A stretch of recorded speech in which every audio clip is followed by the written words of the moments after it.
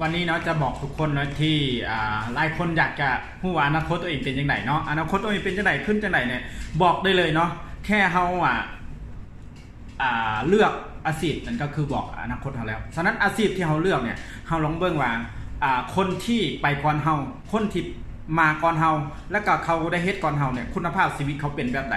เฮาอยากจะเป็นบ่ถ้าเฮาอยากจะเป็นแน่นอนเฮาพอใจเฮาจงตั้งใจเฮ็ดเถอะแต่ถ้าเฮาว่าวันบ่แม่นหิบเปลี่ยนนั่นคือการเลือกอาชีพฉะนั้นมื้อนี้อยากจะฝากทุกคนที่อยากจะรู้อนาคตตัวเองและอยากจะให้ตัวเองประสบผลสำเร็จเนาะคลิปนี้บอกเลยเนาะทุกคนลองตั้งใจและลองฟังและลองปฏิบัติเบิ่งข้าพเจ้าเองก็เป็นคนหนึ่งที่เมื่อก่อนน่ะเขาบอกว่าคนเฮาจะเฮ็ดอีหยังก็อย่าจะตั้งเป้าหมายชีวิตอย่างก็อย่าจะตั้งเป้าหมายชีวิตตามความรู้ที่เฮามียกตัวอย่างคือข้าพเจ้าเมื่อก่อนข้าพเจ้าเป็นแพทย์เป็นหมอความหวังเพราะว่าข้าพเจ้าจะมีความรู้เฉพาะในวงการแพทย์ฉะนั้นก็เลยมีความหมายและความหวังที่ตั้งว่าอยากจะเป็นด็อกเตอร์อยากจะจบปริญญาเอกในชีวิตลืมอย่างอื่นเพราะอย่างอื่นเขาบ่ฮู้เขาก็เลยตั้งเป้าหมายนั้นแต่พอข้าพเจ้าได้ออกนอกจากสถานที่เพราะฮู้แล้วว่าจุดนั้นมันบ่แม่นตัวเองบ่อยากจะอยู่แล้วก็ออกพอออกมามีหลายๆอย่างที่เขา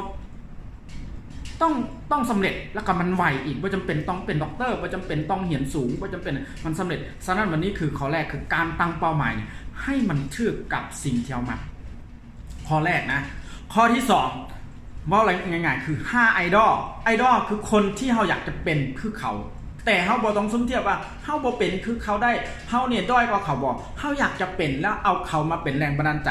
ลอกเรียนวิธีชีวิตเขาอาจจะลงใน YouTube หรือมีหยังก็จะในโปรไฟล์ Facebook เขาอาจจะไปหาเจอเขาก็ได้มาหาเจอเขาเพื่อให้เขาเนี่ยเราบางสิ่งบางอย่างที่เขาเป็นได้แบบใดอันนี้คือว่าไอดอลคือหานิสัยเลยหาวิธีการของเขาลอกเรียนแบบเขาอันนี้คือข้อที่2คือไอดอลก็คือคนที่เขาอยากจะเป็นแบบหมายความว่าบ่เป็นแบบเขา 100% แต่อยากจะได้ชีวิตแบบเขาแต่บ่แม่นคำว่าอิจฉานะเพราะระหว่างความอิจฉากับความอยากรู้อยากเห็นมันกันแค่น้อยเดียวถ้าเราบ่เข้าใจมันคือความอิจฉาแต่ถ้าเราสร้างใส่ความอิจฉาคือพลังลบความที่สงสัยอยากจะเป็นคือพลังบวกฉะนั้นอันนี้คือข้อที่2ข้อที่3คือเมื่อเราได้เจอเขาแล้วไอดอลนั้นแล้วมันโดนใจมันเว้าอย่างมันทึกใจเว้าอย่างทึกสเปคเว้าอย่างเนี่ยจงเข้าไปหาเขาเลยหาความอย่างกระยักให้ได้ช่วยงานเขาให้ได้เป็นอย่างกับบ่ต้องว่างเงินเดือนเลยพอได้เห็นได้ขอคิดจากเขาสุดท้ายเขาจะเป็นคนหนึ่งที่มีรายได้คือกับเขาอันนี้ข้อที่3ข้อที่4เมื่อเขาได้เลือกแล้วลองเบิ่งว่าสิ่งที่ตัวเองเห็นมีความสุขกับมันบ่ฮักกับมันนะลืมคำว่าเสาร์วันอาทิตย์บ่วันใดก็เป็นวันที่มีความสุขเลยอันนี้คือถึงทางแล้วจงตั้งใจข้อสุดท้ายทำนายอนาคตได้เลยเมื่อเขาเลือกแล้วจงเฮ็ดเป็นวินัยคำว่าวินัยคืออย่าง